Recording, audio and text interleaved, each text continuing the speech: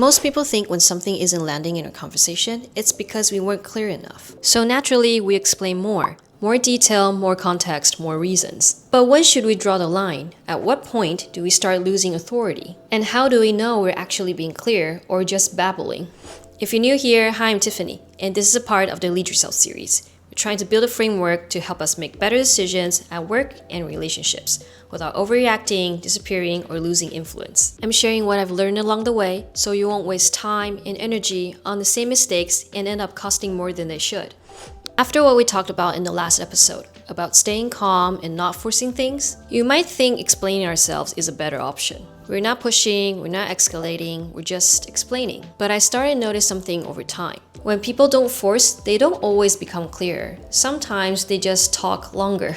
I remember seeing this a lot back then when I was managing the gym. There would be moments when a decision needed to be made or something needed to change. And the conversation would start out fine. The direction was already there, but then it just kept going. More explanation, more reasoning, more just in case they don't understand. And the strange thing is, it felt like it was something that needed to be agreed on. And back then, I didn't realize that this was usually the moment when explaining quietly turns into approval seeking. It wasn't really about clarity anymore.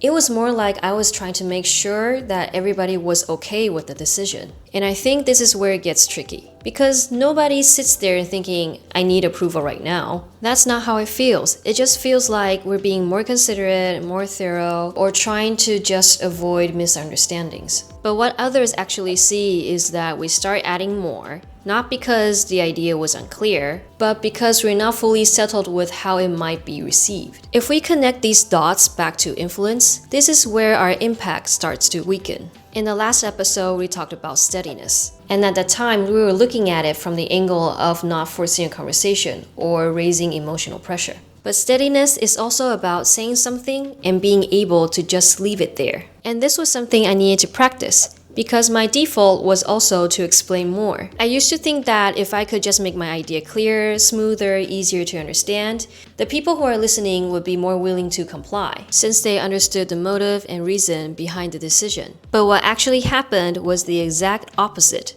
The more I explained, the more space I created for negotiation, even when the decision was non-negotiable. One of the things I like to do now before I make any important announcements or lead any important discussions, you can try this if it helps you. What I do is that I take out a piece of paper and I challenge myself to make my point clear in 3 to 5 sentences. Seriously, 5 sentences tops. For example, if I want to address punctuality in a meeting, I would write something like, I like to address the importance of punctuality in our team. We show respect by coming prepared and on time. According to our company's values, we aim to be precise, considerate, and helpful. Changes and consequences will be implemented if this issue isn't resolved starting today. And that is where I'm gonna stop. Because the strange thing about using more words to support a simple point is that the more we support it, the less it feels like it can stand on its own. I've done this a lot myself, thinking that if I just explained better, people would understand